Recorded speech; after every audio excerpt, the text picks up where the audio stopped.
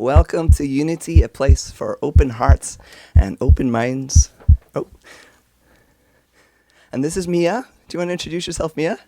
Hi, everybody. I think a lot of you, the names I've seen on there are a lot of friends that are present today. So warm greetings, Beltane greetings. I'm so grateful to be with you all today. And thank you, Simon, for inviting me. Oh, Over to so sing. I invited Mia because I didn't want it just to be me and David. Didn't want it to be the guy show. So Mia is going to help out with her beautiful song, and maybe I'll get a little few pieces of your wisdom from you too. So, Mia, we'll invite you back up in a little bit. So, Right. Thank yeah, you. yeah.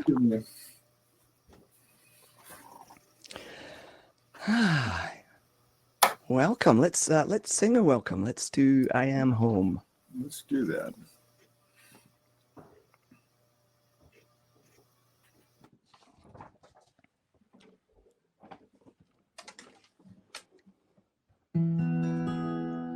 I am home.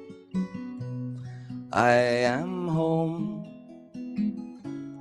I have traveled far along this road, and now I'm home. Shalom, shalom. In the love of God, I am home. I am home. I am home.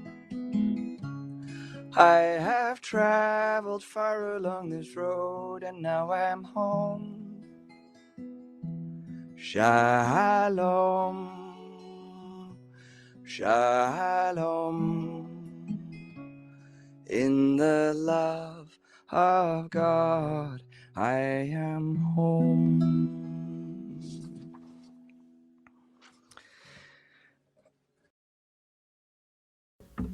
So Reverend Pam is on holiday, which I think is great because she's been working really hard every day during the coronavirus time. She's been leading meditation and worship, and I am really so glad that she is taking a little bit of rest, and she's asked David and I to hold the service together this week and next week. And she has this wonderful affirmation that all of you Unity people will know. So I invite you to say with me, we are an authentic, transformative, spiritual community centered in God. We co-create a world that works for all. And I just want to open with one of Mia's favorite prayers, which is the Aramaic of the Lord's Prayer. I've taken Neil Douglas Clutch's translation and made it a little bit more Simon friendly. So I invite you to pray with me. O birther, father, mother of the cosmos, focus your light within us, make it shine out through us. Create your reign of unity now through our fiery hearts and willing hands. Help us love beyond our ideals and sprout acts of compassion for all beings. Animate the living earth within us. We then feel the wisdom underneath supporting all of life.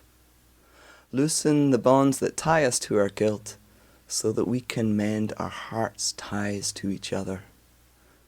Do not let surface things delude us, but free us from what holds us back from our true purpose.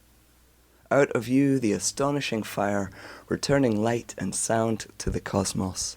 Amen. And it's the 3rd of May, so it's 2 days after Beltane. So I brought my little babies.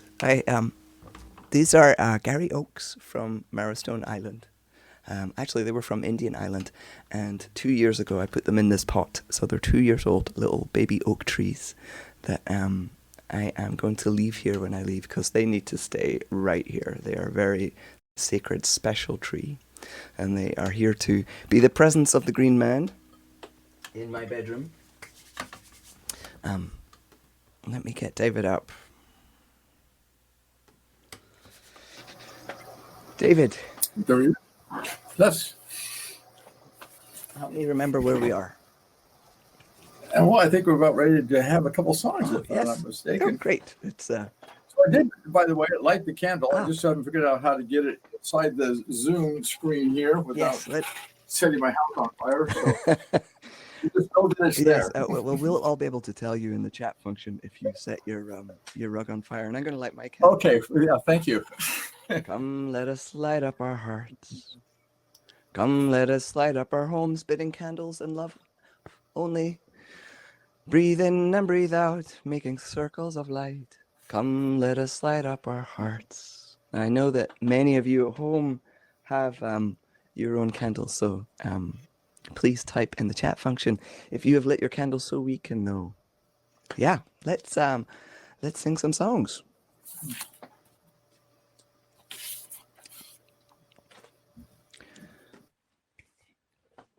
So there's only because my time with you all is winding down, I'm trying to choose my favorite songs and talk about things that mean the most to me. And this is from Sweet Honey in the Rock, For Each Child That's Born. And I do have some lyrics, so let me just get them for you. For each child that's born, a morning star rises and sings to the universe who we are. For each child that's born, a morning star rises and sings to the universe who we are. We are our grandmother's prayers. We are our grandfather's dreamings. We are the breath of the ancestors. We are the Spirit of God. For each child that's born, a morning star rises and sings to the universe who we are. For each child that's born, a morning star rises and sings to the universe who we are. We are our grandmother's prayers. We are our grandfather's dreamings. We are the breath of the ancestors. We are the Spirit of God.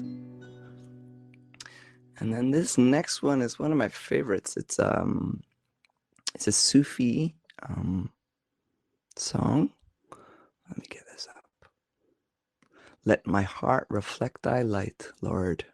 And then it's got the hu, which is the breath, the wordless name for God. I'm going to talk a little bit about that later. Let me put this in the chat function too.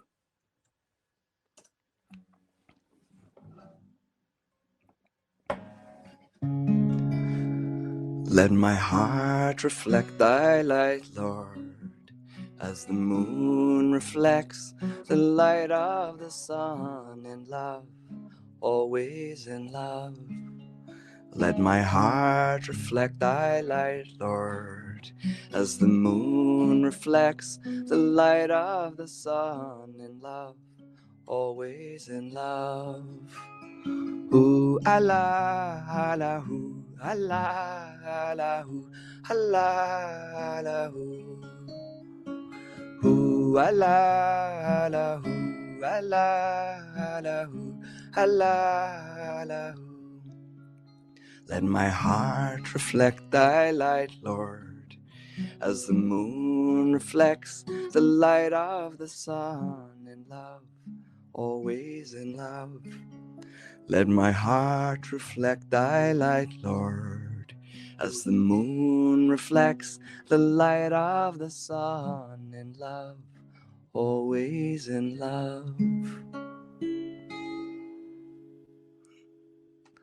Amen. Amen.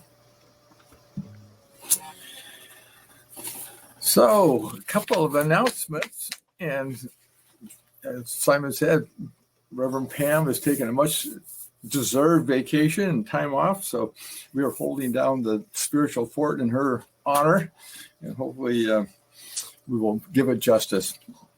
If you have any questions about this crowdcast, put them in the chat box, and Simon can respond to them, because I don't have a clue how it works.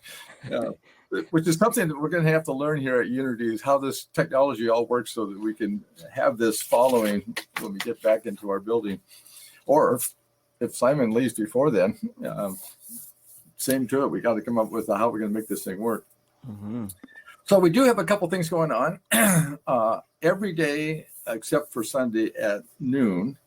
We have a high watch meditation and prayer vigil, and there's somewhere between, I don't know, a half a dozen and a dozen people that show on those on that noon every day of the week, and we hold the whole planet in prayer, that each individual finds the peace and the comfort and the glory of God within, and we make sure that we send that out and hold that. And it's a beautiful time just to center yourself in the middle of the day. I can't say enough for it. I normally don't take that time in the middle of my day and just close down the outer and let the inner flow forward. And so it's been a real blessing to have that available. And we're going to continue on that tradition for the next couple of weeks until Pam gets back, and then until we are back in our home haunches. So that's it. Noon, the same link that we've had before will continue on. Simon now is going to be in control of all of the technology for Unity. And so just follow that same link, and Beverly usually posts that, and I assume she will again this week, so you can chime in on that.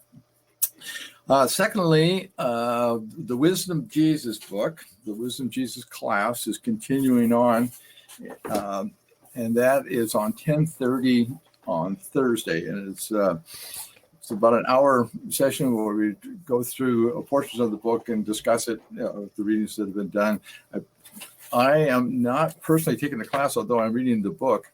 I don't know if I'll speak to that a little bit later here. But I believe they're on chapter 2 right now, so we can add in the chat box.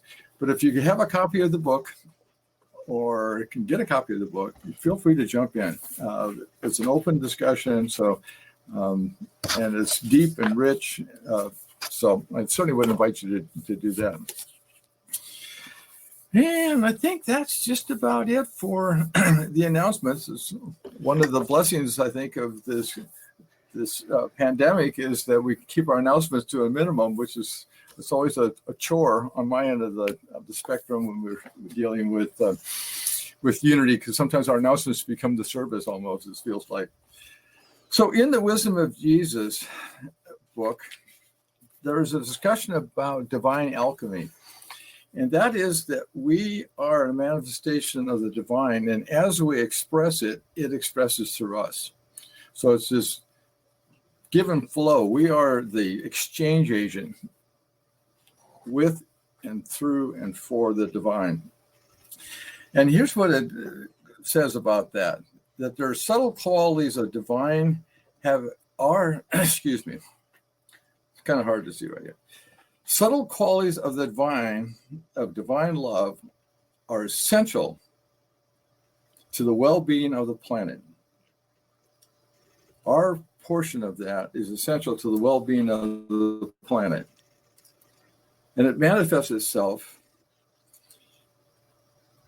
and to the world as miracles, healings, and hope. So the qualities of the divine that are expressed through us are what generate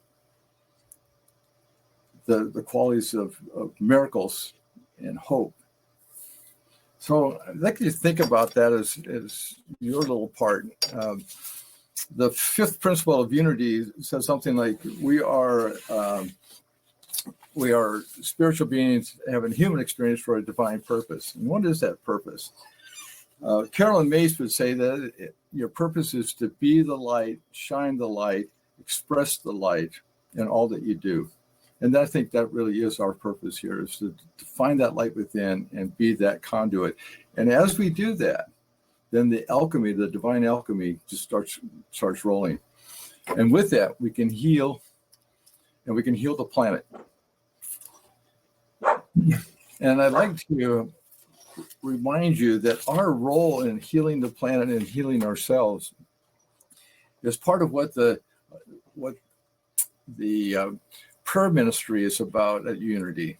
We want to help each person find that place within them and be able to express that. So if you have something that's heavy on your heart, something you want to, a prayer for yourself or others, something of joy you want to express and gratitude to the divine, go to the unitypt.org website. You can either put it in info@unitypt.org and just express what your prayer request is, or you can put it on there's a prayer link. That link is somewhat spotty right now, so I would certainly encourage you to just go to info@unitypt.org and put out your prayer requests, and the prayer chaplains will be happy to pray with and through you for a week, and then we send it on to Silent Unity for 30 days additional prayer. In addition, there's a YouPray app at Unity for the direct connection to the prayer vigil that goes on at Unity 24/7, and to take advantage of that as well. And with that, the daily word for today is world peace. And this goes back to that whole thing about the alchemy. So here are these words. I contribute to peace in the world. When I learn of conflict in my community or in the world, my response may be frustration, sadness, or anger. If I have these feelings, I remember that I am more than merely human. I am a living expression of God, heir to all that God is. I am a living expression of God, heir to all that God is. I use my divine faculties of wisdom, understanding, and love to create the abiding peace that is my birthright. Centered in divine peace, I realize that every person is as much as an expression of God as I am.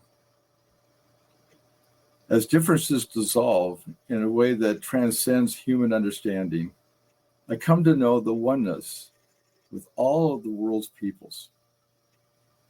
I let this realization shape my response to every person and in every situation.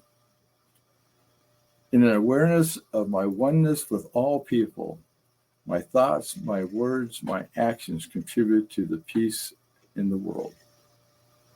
In my awareness of my oneness with all peoples, my thoughts, my words, and actions contribute to peace in the world.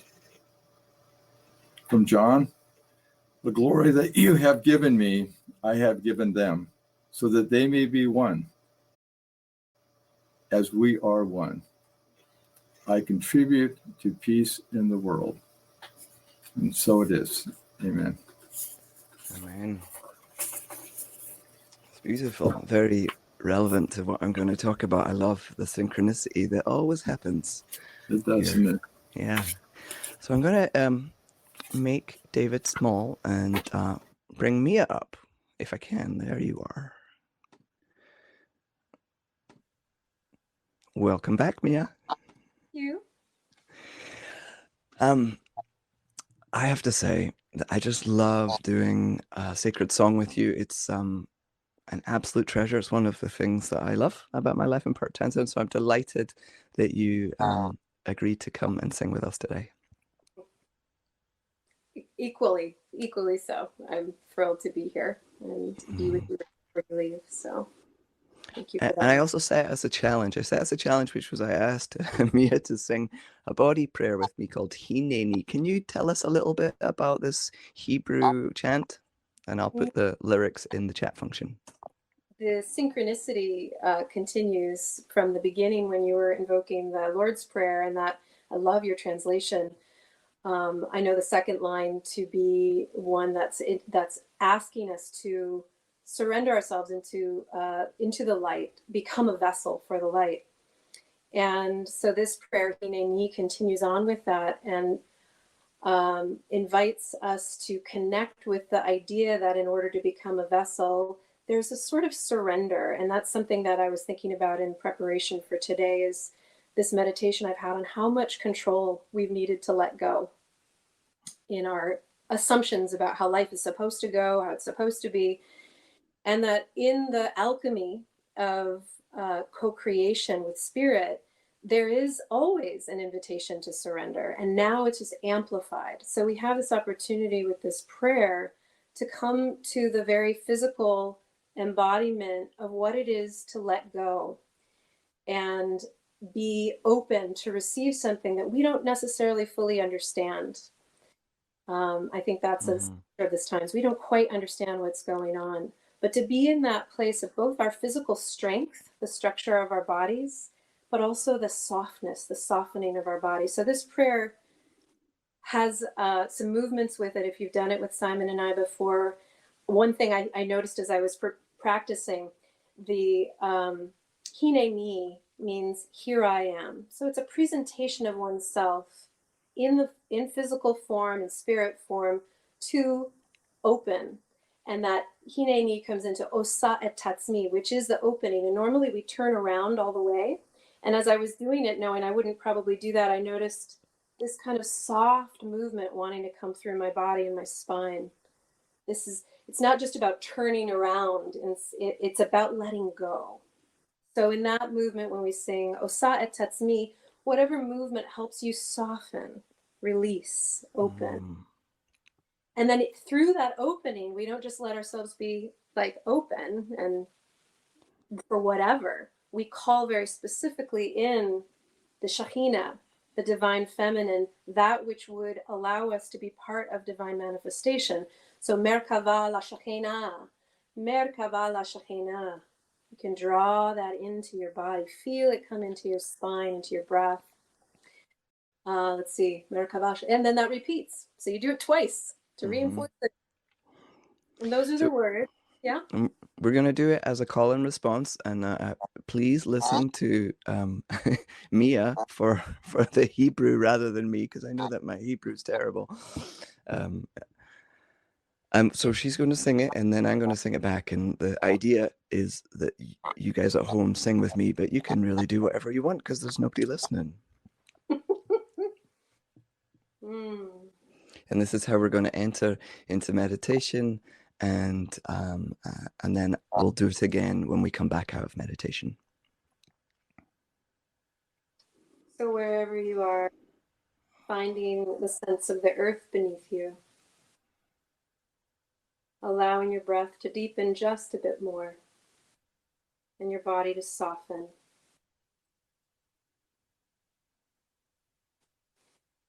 Hineni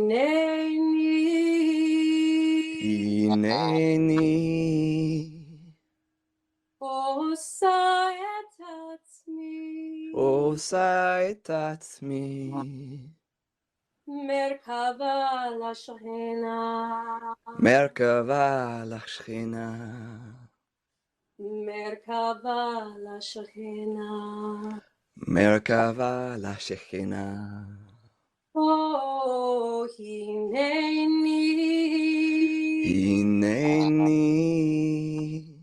Osa et Tatsmi, Osa et Tatsmi,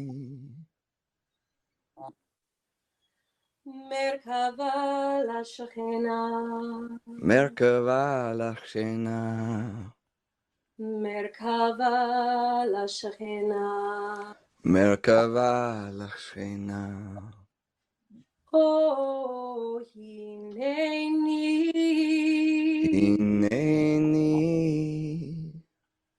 Osa et Tatsmi, Osa et Tatsmi, Merkava la Shekhinah, Merkava la Shekhinah, Merkava la Shekhinah, Merkava la Shekhinah. So it is.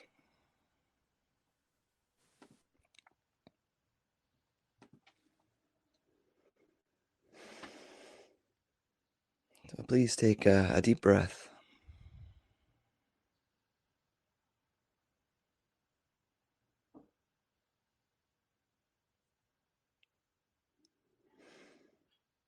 Notice your body, the temperature of the air against your skin, the feeling of your home around you, that you normally probably don't pay attention to.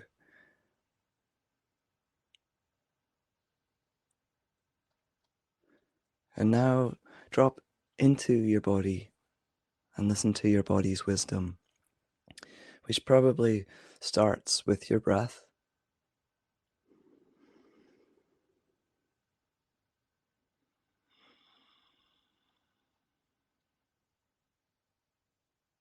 Also become aware of gravity, your feet on the ground and your legs on the chair.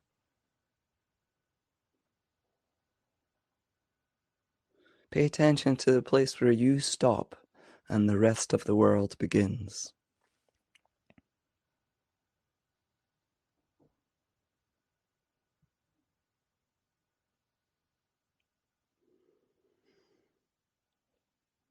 So our experience is that we're separate, but the reality is that we're not. The water that flows through us also leaves our body and flows back into the wider world. The breath that comes into our body goes back out and then is taken in by the trees or the people or the animals around us. Our experience is that we're separate, but the reality is that we're not.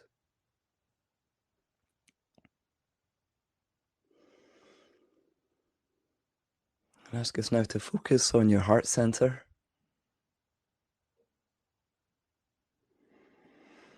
Breathe deeply into your heart center.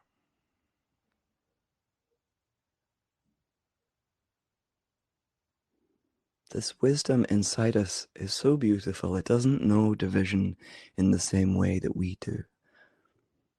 The heart doesn't choose just to love one or another. It doesn't choose only one person, one reality, one moment in time. And it doesn't stop loving even when time has moved on. I love my grandmother as much today as I did when I was 7 years old, even though I haven't seen her for 20 years. I'm sure you can relate. And we're going to use our heart to connect our prayers into the love that is the source of this universe. So breathe in and at the same time call to mind the people and situations that you want to surround in this collective prayer energy that we are holding, all of us, right now. And spoken or out loud or unspoken, however you like to pray, pour forth your blessings.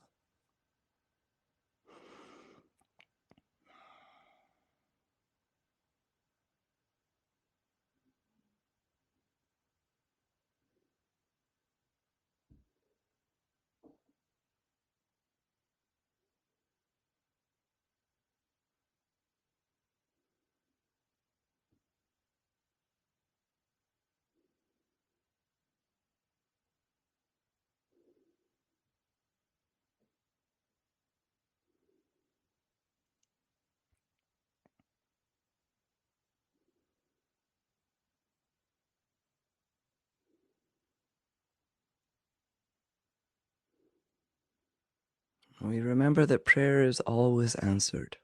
It's always heard. Regardless of how we perceive that, our heart prayers are an energy that is received. And we give thanks for answered prayer.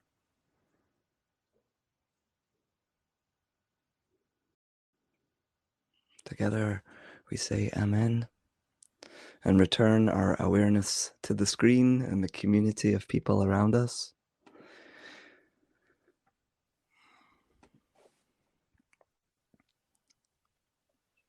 I invite Mia to lead us again in our meditation chant, Hineni, here I am.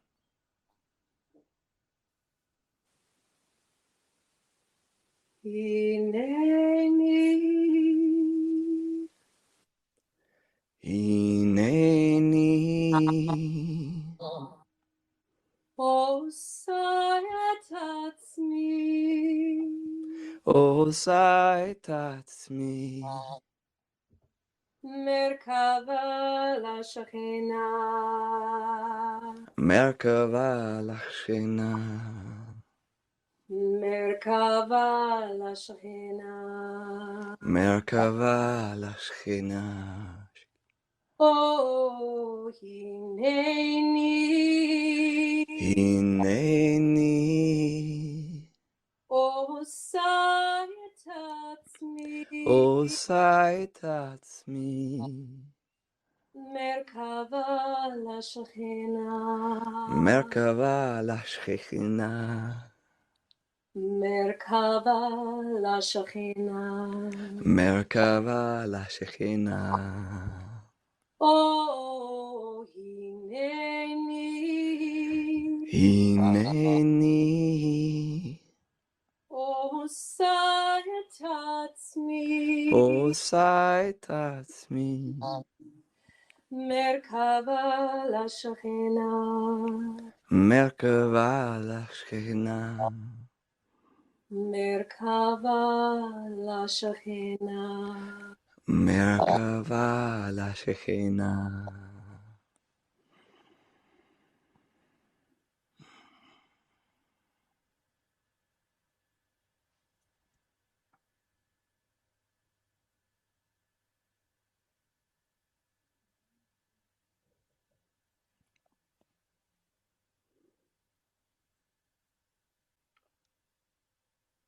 Amen. Mia, is Beltane something that you celebrate? Yeah, it's part of the wheel that I connect with for sure, and potentially one of my favorite aspects of the year is this time of really understanding that all is renewed no matter what. Mm-hmm. And feeling that on the land that I'm so fortunate to live on. I have a feeling I have a lot of kindred souls in this. This time is coming with the stay-at-home order. It's right as spring is bursting. So there's this appreciation that I'm having at a depth that I often am too busy to fully embrace and allow. And so, yeah, Beltane is a time for feeling the power and the strength of nature herself, Mm-hmm. and this release and opening into all that is possible.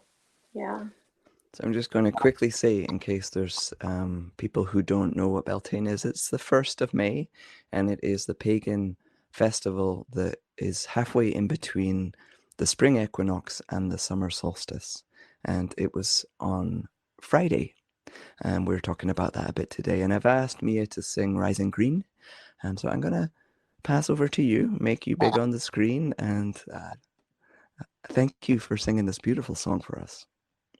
Absolutely. Yeah. And to name that, we're actually in the window of Beltane in the sense that there's a lunar Beltane on the full moon.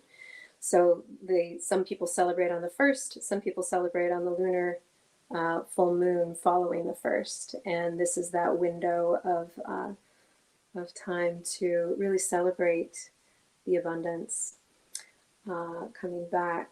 And I just wanted to name actually that the oak is in the first line of this song. So I just am thrilled that you were sharing your oak with us, which I don't see a lot of on the land around here. So it feels really good.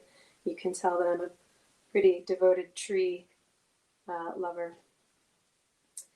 and the medicine that the tree brings. So thank you for bringing her in.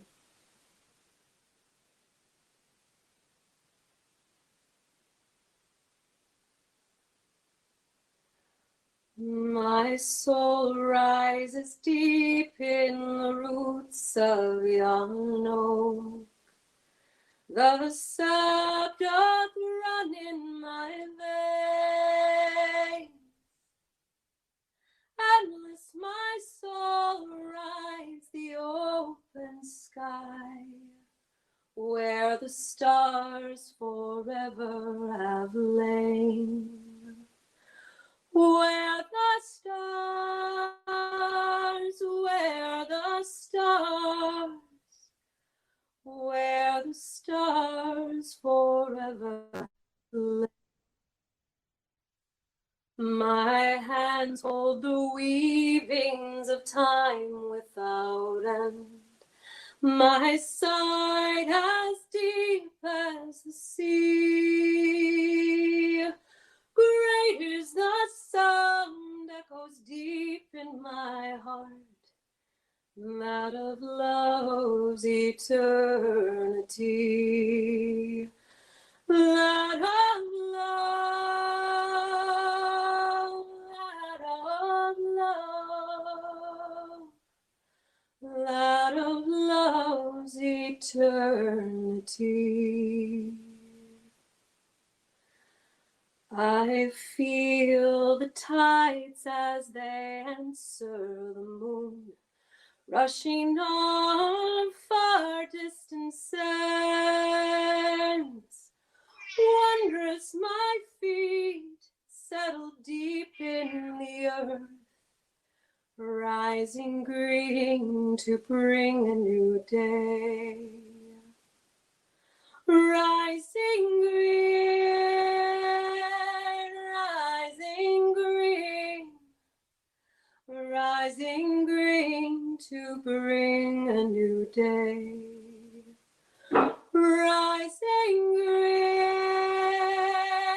rising green, rising green to bring a new day.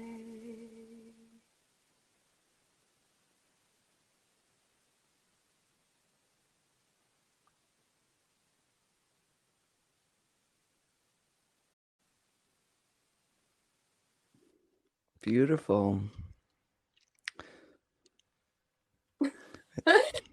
Thank you, Beverly, for mentioning Lucy. She's also called the Meow. Very, very much a singer herself, and she loves this song. It's her favorite song. Mia, that was such a treat. Thank you.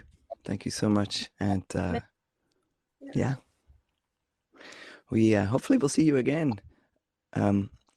Jan's got a question for you. She says, Mia, I came on late. Where are you? I'm in Port Townsend. I'm in my living room at my home.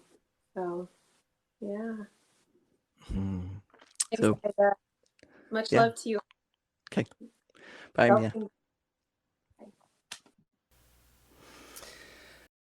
Ah, that was beautiful. And greatly framed what I want to talk with you about today. So, this is my second last sermon. So, I've been choosing topics that I'm very, very passionate about, like the little oaks. But I'm going to start by saying, has anybody else been struggling to keep their grass under control? It's just me. Rain and warmth, abundance of green. Well, we're going to talk about that energy that makes me try and mow whenever it's not raining in a much more spiritual way. That lifeblood, that virility, that new life that is almost like a river that carries us. So that's what we're going to talk about. And I'm going to start by telling you a little story I heard from this lady called Mary about Art. A few of you know Art. I was supposed to do his memorial just at the start of coronavirus time.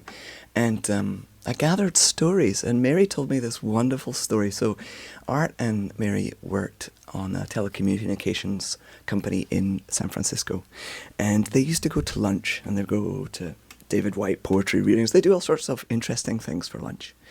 They were good friends. And this day, Art said, Mary, I want to skip to lunch. This is a wonderful idea because I don't know Art in this way. I think of him as an old man who was quite sensible and very open-hearted. So they skipped all the way to lunch. And Mary said, Art, we just skipped all the way to lunch. What do you think that means about this new relationship of yours? And Art, I think he said, oh, I don't know. And I wanted to bring that in as that beautiful example as how we as adult selves can feel this incredible movement and new life, and it often comes in the form of love. Beltane is associated with sexual union between the masculine and the feminine, and new life. And I want to say that force that in small children makes them skip for everything, ice cream, whatever, and is there in us as adults too. And that energy of excitement and movement, that little piece of wildness that makes us skip in the middle of San Francisco City, is a vitality of God that often doesn't get a look in mainstream religion. And the other thing I need to tell you is that today I'm going to be talking primarily as an interfaith minister, right? I often use the Christian tradition, sometimes I'll borrow other ones, but today I'm really talking of a blending of the different traditions. On Friday, I did an amazing concert. Many of you tuned in. Thank you for joining that concert with a woman called Alana Lewandowski. And we did this to celebrate Beltane. She was up in Manitoba. And she told so many great stories, but the one I want to focus on today was about a fox lady. Now, being a Scottish Celt, I knew where this story was going right from the time she started it. And it's about this young man who stumbles across this house in the forest. And there's a smell of cooking and all these beautiful things. And he's drawn to the light and the smell. And he sees this gorgeous, beautiful woman. And he woos her. And they start to date. And he moves in. But there's a thing about her, which is that she has a fox skin hanging in the house. And he doesn't like the smell of it. It's not pleasing to his senses. It's not part of his way of doing things to have the skin of an animal just hanging out in the living room. And he complains about it a lot, and eventually he asks her to put it outside. And she agrees. And that night, when she puts it outside, she leaves him. She never comes back. Now, me listening to this as a Scot knows that she is a shapeshifter. And the reason she has that skin is because she's part fox and part human. And there's many, many stories of men that fall in love, usually with Silkies, the seal people. And how the man tries to get the cloak and stop her being wild. And that is the underpinning thing I want to talk to us about today, which is, are we inviting in the wilderness of Beltane, the green man? Are we just looking at the forest in a kind of thinking of it as a park? Or are we actually inviting that virility, that energy that made art skip to lunch? That force, that co-creation that Mia was singing about so beautifully, very powerful, and, to be honest, scary face of God. The traditional religion often talks about fearing God, and that makes no sense to me. It makes no sense to me at all. Why would you fear a loving power that made you, in which you have your being?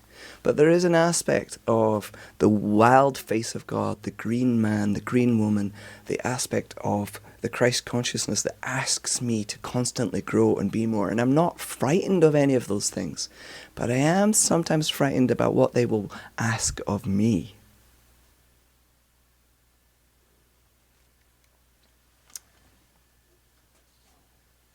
So I'm going to talk about the mountain lion and the bear and all this wilderness that lives around me, and how I use that to make sure I'm not too comfortable, not too human, not too small in the way that I'm co-creating, and especially in religious thinking, I think it's really, really important. Okay. There's a vitality of the sacred held in wilderness that most of our lives are quite remote from these days. And Beltane reminds us of this. Don't let your faith be tame, and don't let it tame you. Jesus didn't come here to be nice. There's that wonderful poem that I want to share a big chunk of with you. So this is called How to Be a Good Ancestor by Sophia Rosenberg, and there is an amazing version of a signer doing a signed version of this poem, which is just profoundly beautiful. Be still and listen.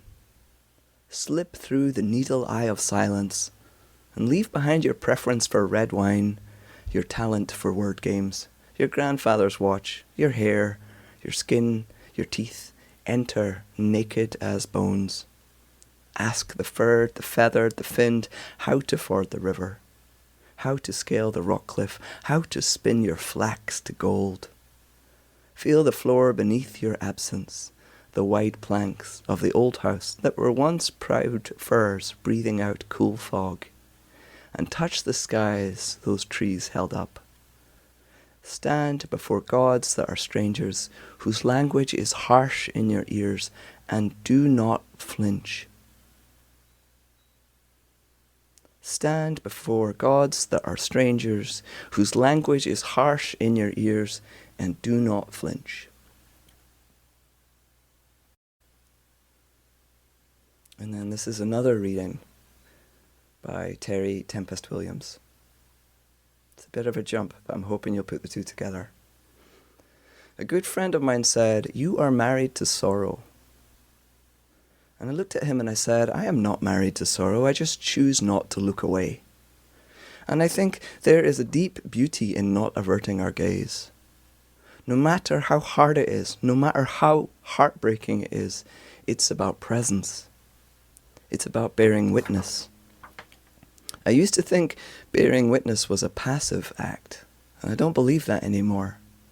I think that when we are present, when we bear witness, when we do not avert our gaze, something is revealed. The very marrow of life. And we change. A transformation occurs. Our consciousness shifts.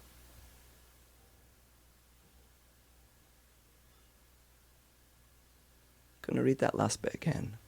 I used to think that bearing witness was a passive act. I don't believe that anymore. I think that when we are present, when we bear witness, when we do not divert our gaze, something is revealed. The very marrow of life. We change. A transformation occurs. Our consciousness shifts. They are the words of Terry Tempest Williams.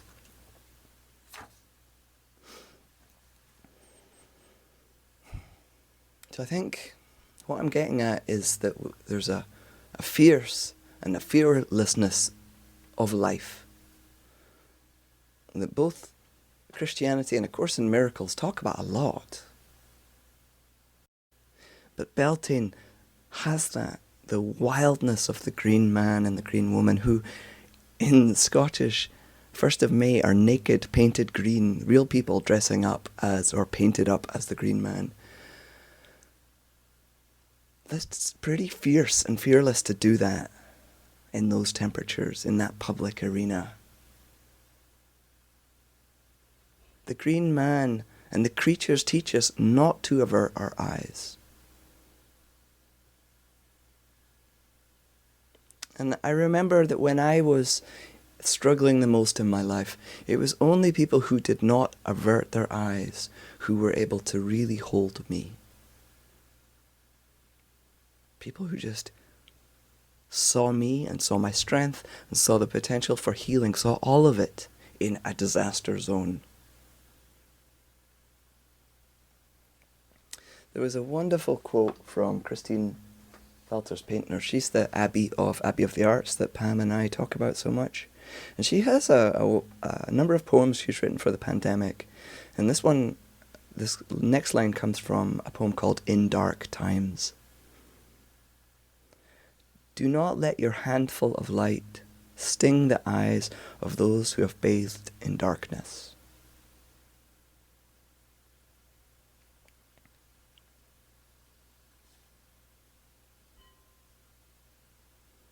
There's a courage and a wildness of letting the world be very, very raw that is so spiritually important and gets tamed in the churches with nice language.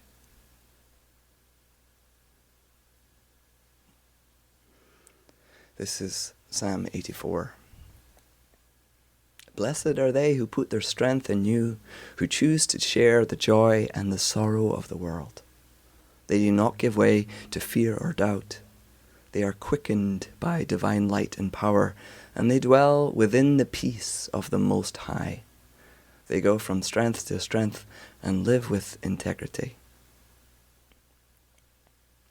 So what I'm saying is to look at those familiar words about peace and sorrow and joy and humanity, but to hold them close so that you can really feel all of it. And it's really rather intense and uncomfortable. But that, I think, is what the spiritual path asks us to do, to be very emotionally awake and very compassionate for others. Not sympathetic, compassionate. Empathy, not sympathy. The book that Pam has chosen for us, The Wisdom Jesus, that David was talking about earlier, begins, page 1, this way. So are you sitting uncomfortably? Well then, let me begin. This is from the Gospel of Thomas. If you are searching, you must not stop until you find. When you find, however, you will become troubled. Your confusion will give way to wonder. In wonder, you will reign over all things. Your sovereignty will be your rest. So my premise today is that we need to let the wildness come in. And that means prioritizing things that are not comfort. And where I'm going to go here is with Peace Pilgrim. So we talked about Peace Pilgrim in the concert. That's part of why she came out. But she also, I really heard her when David was sharing the daily word earlier. Because we think of peace as this kind of crocheted, lovely, absence of noise, gentle thing.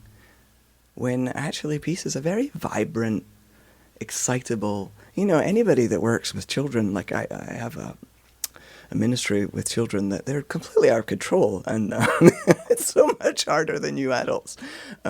Peace is bigger than we are. It's a life force that when we tap into that, it changes us, and it destroys everything that we were doing. It makes us find new, bigger and better ways. It is not comfortable. And Peace Pilgrim, she was amazing. She walked for like 20 years across North America, promoting inner peace and world peace. And her wisdom was so in alignment with unity. Here's a few of the things that she said. In my work, I have chosen a positive approach. I never think of myself as protesting against something, but rather witnessing for harmonious living. Those who witness for present solutions. She also said, the most important part of prayer is what we feel, not what we say. We spend a great deal of time telling God what we think should be done, and not enough time waiting in stillness for God to tell us what to do. She goes on, I'm a deeply religious person, but I follow the spirit of the law, not the letter of the law. People replace the spirit of the law with the letter, and then the law and truth become distorted into falsehood. And my favorite quote, many people professed Christianity, very few live it. So one of the things I want to tell you about her was that she gave up her name, she gave up everything, all her possessions, and she would walk until given shelter and fast until offered food. And she had a big sign on her back that said, "Peace, Pilgrim, walking for peace." And in the early days, nobody knew who she was. Now, she chose to do this after being on a 40-day fast and realized that she would survive doing this. But I think we really need to remember that she endured quite a lot of hardship. Like, there's one story of her sheltering under a bridge in a snowstorm, shivering. And she would say, here, let me get this quote for you. "I've slept on the grass beside the road and walked all night to keep warm. If you're concerned enough about what you're doing, you don't mind any of these so-called hardships. And I am very concerned about peace. If food was offered, I don't ever ask. I would receive it. Even before people knew me, I never had to skip more than 3 or 4 meals." And remember, she means 3 or 4 meals in a row. And the reason she did this was, I cannot accept more than I need when others have less. She did not prioritize comfort. She had this guiding principle that was so alive in her that she lived a very untamed, wild faith and touched the lives of thousands and thousands of people. Yesterday, or the day before in the concert, I asked if anybody had met her, and Pam had met her, and Caroline Wallflower had met her. You know, she touched the lives of many, many people.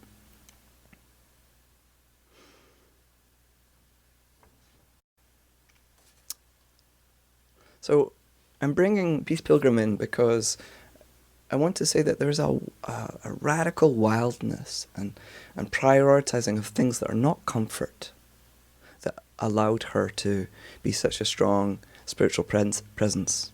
And Beltane, for me, really brings that up.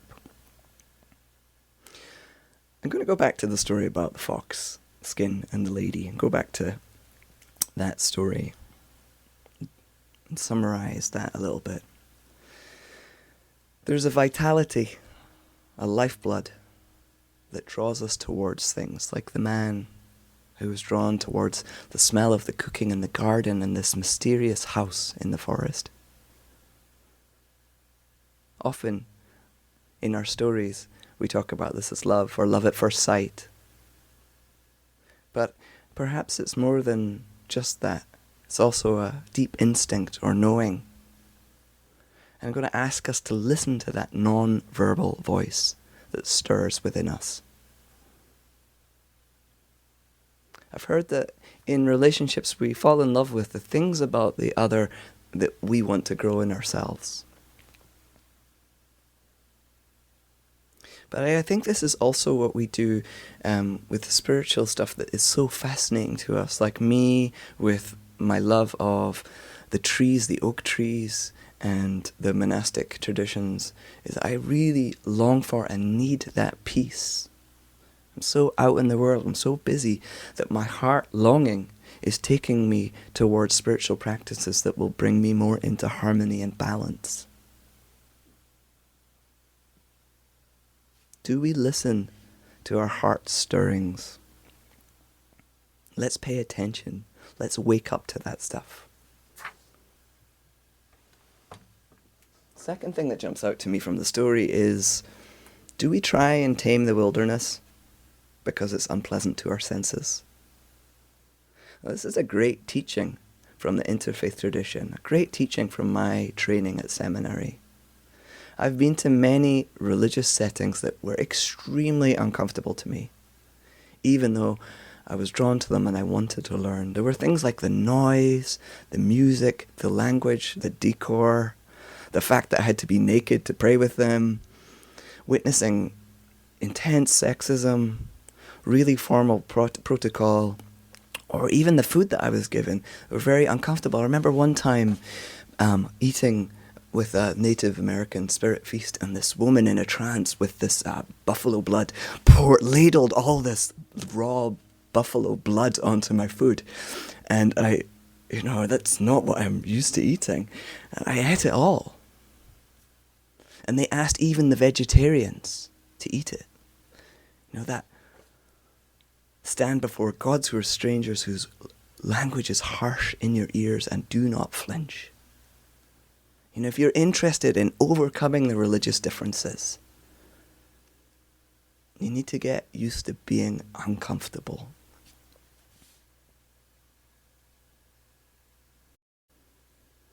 Often, in the way that religion works, is we go to a church with like-minded people and we basically affirm each other's beliefs.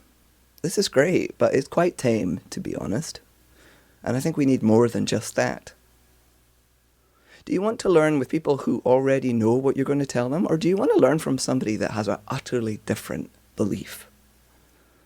So have a conversation with somebody who believes in dragons, or somebody who spent years learning Arabic so that they can recite the Quran.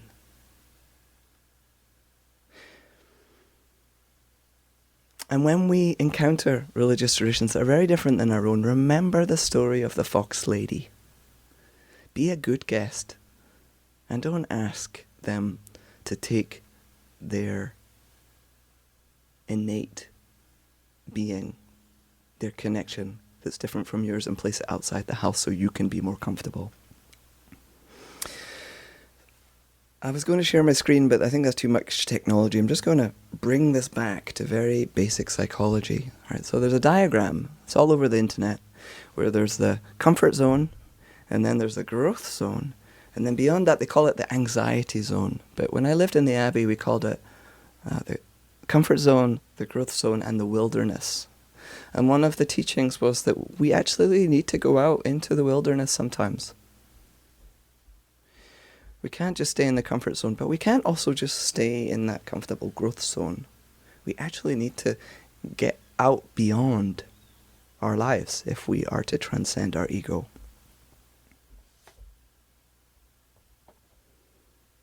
So I'm going to end by saying this. God made humans in God's likeness. Do not return the favor.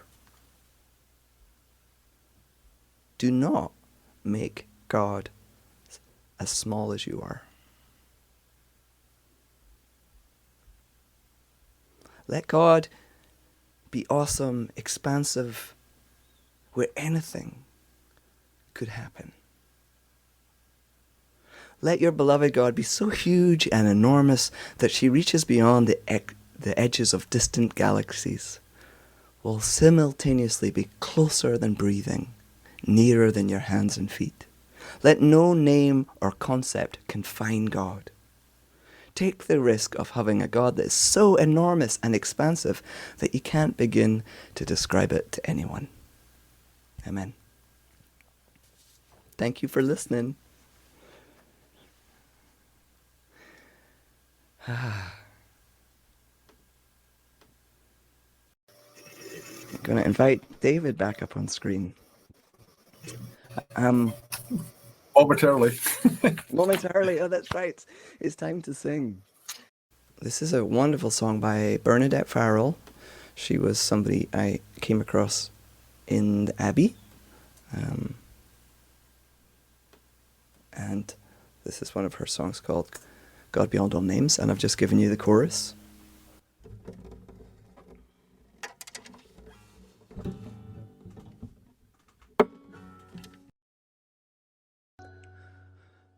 Here's the chorus.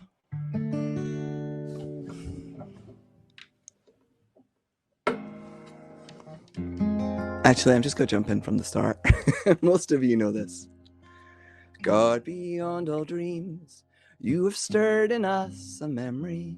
You've placed your powerful spirit in the hearts of humankind. All around us we have known you, all creation lives to hold you.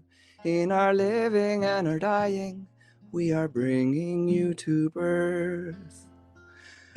God beyond all names, you have made us in your image. We are like you, we reflect you. We are woman, we are man.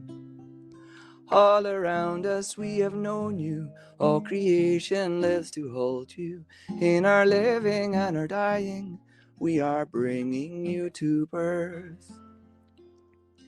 God beyond all words, all creation tells your story.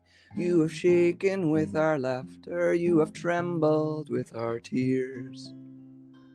All around us we have known you, all creation lives to hold you.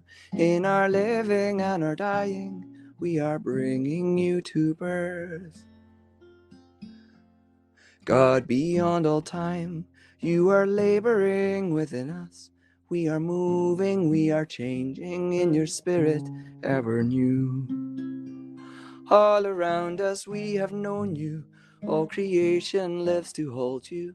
In our living and our dying, we are bringing you to birth. God of tender care, you have cradled us in goodness, you have mothered us in wholeness, you have loved us into birth. All around us we have known you, all creation lives to hold you. In our living and our dying, we are bringing you to birth.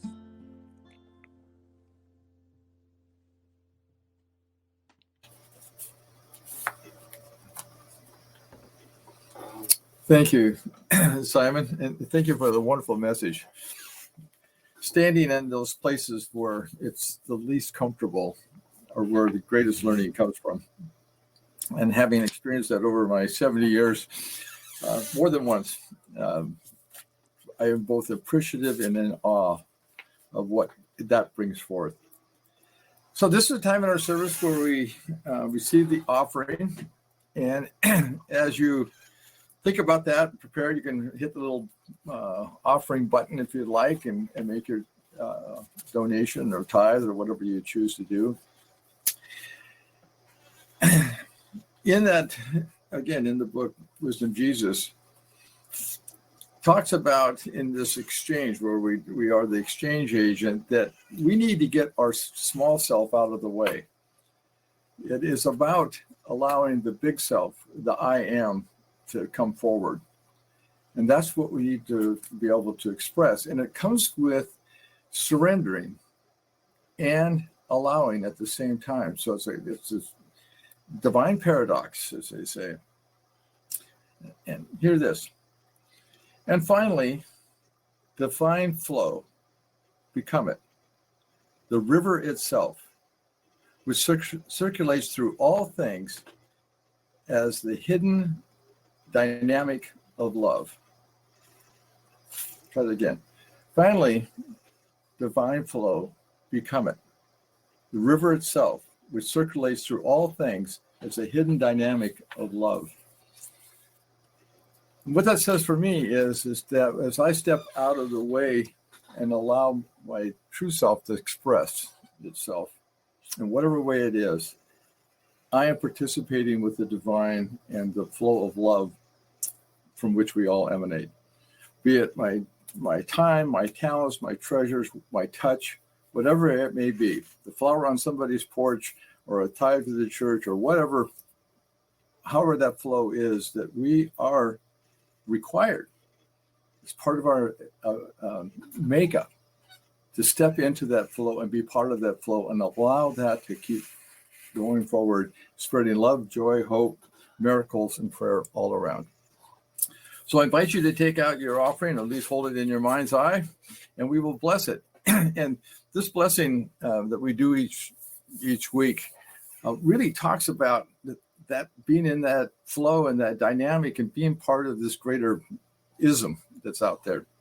So together, divine love as me blesses and multiplies all that I am, all that I have, all that I give, and all that I received, and I am grateful. So we take these gifts and we move them forward to this spiritual community, across to the larger community, across to the planet, that each one of us on the planet may find the full expression of the divine within, whatever form that may take, and allow that to be what guides our presence, which guides our animation, and which guides our connection with all that is. For indeed, we are one, from the one source manifested and propelling it forward. So we take these gifts, we send them out with that intention that we may find and create heaven on earth, which is purely God showing up full time all the way around the globe. And let us do that in our lifetime. And so it is. Amen. So this happens to be the month of May. And if you have a birth date in May, would you please sign over on the chat box and let us see who has a May birthday? We've got 74 people here checked in, so there's got to be at least one May birthday. Oh, Rhonda. All right. Anybody else? It's just going to be Rhonda by herself. Oh, John.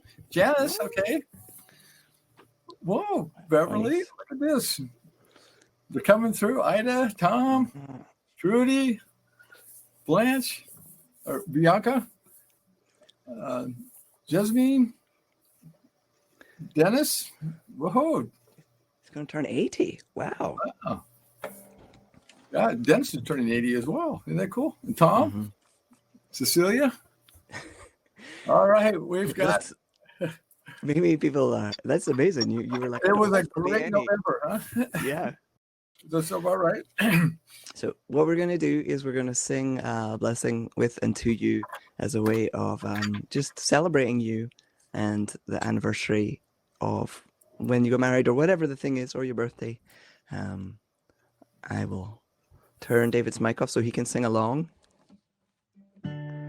You are like sunshine, a ray of sunshine.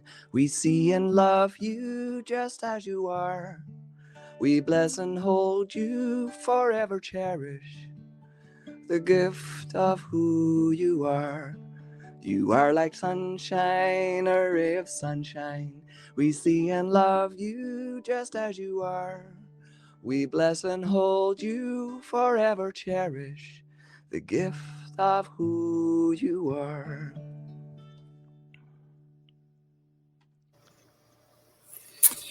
Okay, well, as we close down the service, I'd like to remind everybody that next week is Mother's Day. Next Sunday, we celebrate Mother's Day. So we will, I would assume, talk about the Divine Mother flowing in and through each one of us. Great. So, yes. Invite your mothers. I also want to just jump in quickly and say that there's a few things that I'm doing as well as the Unity stuff. It's going to be a busy week. And one of them is on Saturday, I'm screening my movie.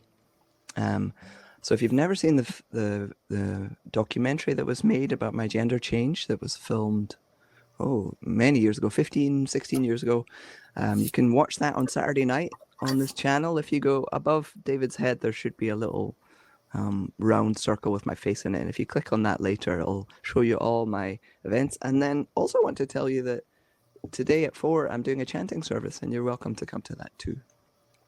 Today was the talk. This morning was the talking, and this afternoon is the silence and chanting. And let's sing the peace song together, huh? I think that's a good idea.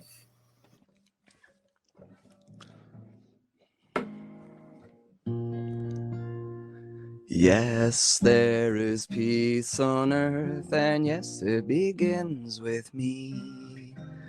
Yes, there is peace on earth, a peace that was meant to be. With God as creator, united all are we. Yes, we walk with each other in perfect harmony. Yes, peace begins with me. Yes, this is the moment now. With every breath I take, let this be my joyous vow, to take each moment and live each moment in peace eternally. Yes, there is peace on earth, and yes, it begins with me.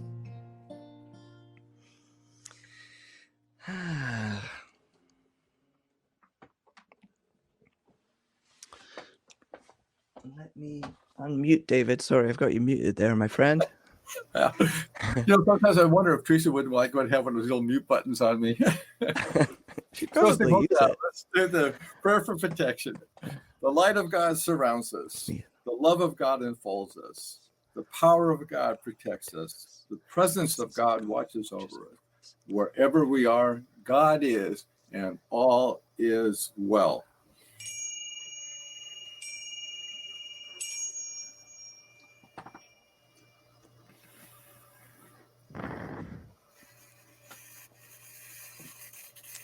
Amen. Amen. And we really release all our prayers and intentions with the smoke from our candles. I know that you at home are doing that too. Now, there's a few people that maybe have not joined our live streams before. Thank you for joining us. And we have coffee time. There's a guy at our church, a wonderful man called Tom, who bakes us cakes and does a great job with hospitality. And we imagine that he is with us making coffee or decaf coffee and serving us organic chocolate cake. And we invite you guys up on the screen to chat. And we have our social half hour now online. Tom's here. I hope you have some nice cake. And so type into the chat function if you want us to read something, or if you want to come up on screen, we can try and invite you up as well. I don't know if Mia wants to come back up. And I want to say there was a question that I only got to after my message. This was from Hills. And Hill said, Simon, when one feels unbearable grief from nowhere and holds it, is it ours or humanity's, and how will we know? And do we just hold both the same way? I think that is the answer. Yes, we hold both. Everybody's got different mental healths and different levels of psychic and intuitive knowing.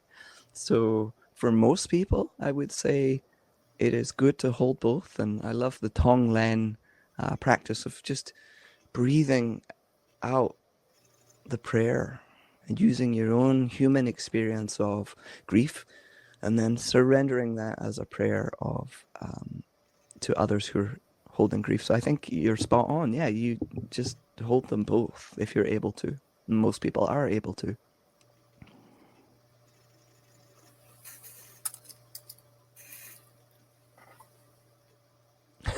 Geraldine's comment. Do you want to read that one out, David? Did you see it? No, I haven't. So Geraldine says, is there anyone who would not like a mute button for their relative friends from time to time? If you're being honest, yeah. And John and Juanis asked about the Sophia Rosenberg poem. I could go try and find it. It's maybe I'll paste it in for next time. I feel like if I try and go find it right now, I'll type in her name so you can look it up. It's great. Love it. I don't know who this woman is at all. She's just a poet that I randomly came across. David, I'm going to hand over to you while I type this in. Okay, it looks like Ida has had some problems trying to get the donation button to work, so you certainly can mail in your donation if you choose to, Ida, or maybe give Beverly a heads up and we can figure out another way to go. I think on the website there's actually a donate now button, so you could go up to the website if you can't make it work coming through the live stream. Yeah, what else?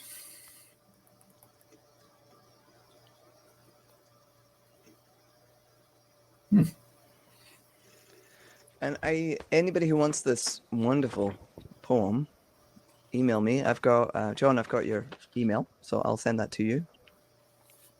Oh, thank you, Geraldine. I'm glad that the sermon resonated. This one didn't come out so easy. It didn't birth easily. I think because I'm putting pressure on myself. I'm like, I don't want to say something that's not really central to my belief system. But I think that thing I said about we go to churches where there's other people that resonate with us. So I suppose it's not surprising that it resonated with you, but I'm really glad to read that it did. Thank you for that feedback. And Beverly says, be wild. Yes. There's many animal lovers in our congregation, so yeah. It's interesting because Unity was founded on not being a church. It was founded on being an interpretation that wasn't in the mainstream church, interpretation of the metaphysical side of things. And and it became a church, but that's not what its design was. It was to take this information, go back, and then as you're being uncomfortable sitting in the pew someplace, you go like, oh, that's what this higher discussion is about. So you don't have to necessarily congregate with like-minded people. And it probably brought up a lot of really interesting discussions I can imagine over the coffee back then. Yeah, and probably did it. And one of the things that we forget is how radical these teachings are when they emerged. You know, how long ago was it, David, that Unity first started gathering? Years, something like that, 125 years. Yeah. You know, like it's pretty radical, and we often forget that. Like the Salvation Army were rad when they first started taking brass instruments and playing sacred songs in parks, and people are like, oh, who are these people? Whereas we don't think of the Salvation as particularly radical anymore. It's really great to remember the new light that emerged and how amazing it was. Yeah. Well, it's kind of that evolution of the spirit as we step into a higher and higher consciousness as we move along. I mean, you just think about the last 2,000 years. I mean, things have really changed from a consciousness standpoint. We're certainly still learning. There's no question about that one. I think it was Geraldine that suggested that we put the poem in the newsletter. So I'll try and do that. I'll try and remember. My brain is awfully full at the moment, but I think I'll remember that. Can you hear my dog? Yeah, she wants to go out. No, there's that. We're dog sitting, and there's a pit bull that is slightly younger and bigger than her, and it is creating anxiety. She's very uncomfortable this weekend, so that's why she's in the room up on the bed with me. Yeah, he's saying hi, everybody. Yeah, it's normally Pam's dogs that are barking, not mine. Does anybody want to come up on screen? And I also just want to shout out again, thank you to Mia for that really incredible sharing of music and wisdom. And Absolutely. Oh, Rhonda wants to come up. Excellent. Let me try it. And if I know it works with Rhonda because I think we tried this once before. There she is.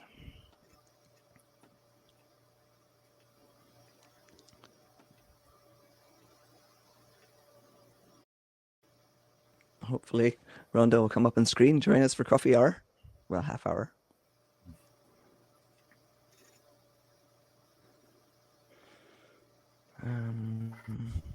Oh, she is. Hello. Hello. I was actually just agreeing with you that Mia's contribution was wonderful, but I'm happy to come on. Yeah, careful what you say. I might misunderstand Yeah. it. Well, you know that the whole, since my birthday is the last day of this month, it's where I know that some people are shy to celebrate their birthday. And I realize, at least for me, that the best thing is just to celebrate all the time. And it's not about the age, the number, you know, it's celebrating birth and growing comfortable with that uneasiness that comes with death. It's all a part of life. So to me, it's just a celebration of this incredible, crazy opportunity we have to experience this reality and then the next. So it's good. You made a comment about your work with dying in the earlier. Would you explain that? Talk a little bit about that first. Yeah, it was really resonating with me when Simon was talking about sitting with the uncomfortable. And I'm really eager to, Simon, when and if you have the time, to have the quote that you read. But how it's like we get so uncomfortable that we retreat rather than lean in. And my experiences with death and dying is that and it's something that Simon and I have just had such a special time talking about, but it's when you can sit with the uncomfortable part of letting someone go, a different reality opens up. There's just an incredible opportunity. So whether it's at a birth, and I'm getting chills talking about it, whether it's at a birth or at a death, it's that moment beyond the confinement of what the human experience is. It's the veil. You get to peek on either side of the veil. So it's a powerful time that I don't resist, I'm not sure which quote you're talking about, but in 5 minutes after we stop talking, the replay will be up so you can go back and find it. Two lines. Yeah, it was William. I wrote down the name. Terry Tempest Williams. Yes, Terry Tempest Williams. That came through last night from my seminary, and I was like, oh. Yeah, every day my seminary sends me a quote, and Terry Tempest Williams. I could read the whole thing, or was it just a bit at the end? Towards the end, I think it was. Yeah, I used to think that bearing witness was a passive act. I don't believe that anymore. I think that when we're present, when we bear witness, when we do not divert our gaze, something is revealed. The very marrow of life. Mm-hmm. We change. The transformation occurs. Our consciousness shifts. Mm-hmm. Mm-hmm. I've witnessed a couple of people in their passing have been part of that experience, and that's exactly what happens. Right. There's something that changes, and like I say, you don't want to divert your eyes from it, but to lean into it and allow it, I guess, to be what it is. Well, I know right now I'm working on creating a free mini course to help people write an addendum, a mini advance directive that's specific to COVID-19. And I've really been focusing on how do you walk people through preparing that information, not from a place of fear, but rather from a place of leaning in and saying, I can minimize my fear or minimize the unknowns by looking at the possibility, not from a place of fear, but rather from a place of giving to yourself the willingness to look and make choices. So it was an important quote. Thank you, Simon. You're welcome. And if you can send it to me, or else I'll go back and scribe. Dumbledore has this hold it all where he takes the thoughts and he puts them in this thing. I need one of those. That's right. Yeah. I like that. Yeah. As long as somebody doesn't drain it. That's true, or drink it by mistake. Oh, where did all these strange thoughts come from? Yeah, I have a crack in my hold it all. Yeah, me too. Layla's just put in a lovely quote. Would love to hear more of Mia's musical prayers. And thank you, Simon, for the interfaith mix and the fox skin. Yes, eating blood, praying naked, wilderness. Makes me want to go to Vermont for more of this learning with you. Oh, thank you. We actually don't need to because I have an online church. It's called Patreon. But conveniently, and I also really, really want to come back every year and spend some time, but we'll see what happens there. Mm-hmm. Hey, I'm going to post in the chat function a link to the concert I did with Alana. It's now up for free. I mean, people paid for it at the time, but now on the replay, we've decided to share the wisdom, and it's up on YouTube as well. So there's a link there if you want to go and see that. It was a very special concert. I highly recommend it. Yeah, if you didn't get it last night, do it. I got to watch the replay. It was wonderful. Mm-hmm. So a rare treat. Where in Vermont will you be landing? In a place called Plainfield, which is near Montpelier, near Goddard College. And do you have a home or apartment or? Is it? We're going to have a house. We found a house. It's all happening. You know, part of what I was talking about today, John was saying how if I'm talking from the heart, it makes it real.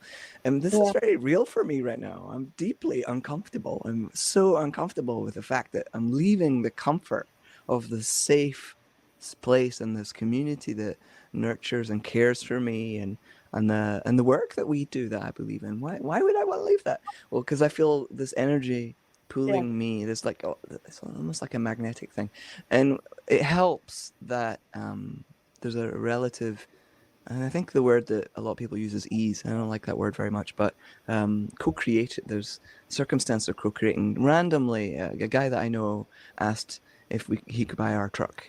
So I sold my truck yesterday, and he's going to lend it back to us the week before we leave so we can do the dump run and everything.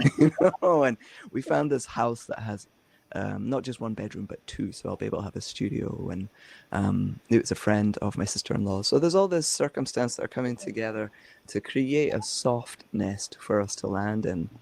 Just like the nest that Lyndon found, a little hummingbird nest. It feels like God is creating. Well, I hope so anyway. Yeah. Good. Any last comments before we end the broadcast? I'm trying to work out whether I should keep up the coffee hour on the replay or cut it off. I usually cut it off, but the conversation today has been so rich. Rhonda, would you mind if your face appeared on the replay for the world to see? No. Nope. Okay, you're going to be famous on YouTube. Living the uncomfortable, right? Yeah. Right. You experienced all that, right? Oh, Hills. I don't recognize your name or email. So where are you typing from? You asked that amazing question about sorrow, and if you could let us know where you are tuning in from. And you didn't get the memo, did you? That you had to wear. It was really funny when we saw each other today. David and I were like, "Oh, we're matching." It's like, Yes. Oh, Hills is joining us from the UK. Oh, thank you. That's amazing. That's Yeah. good. Humbling that people are tuning in from across the world because they believe that we have something interesting to say. Yeah, that's great. Aye. All right. Well, I don't know about you, but my stomach's rumbling. How are you doing, David?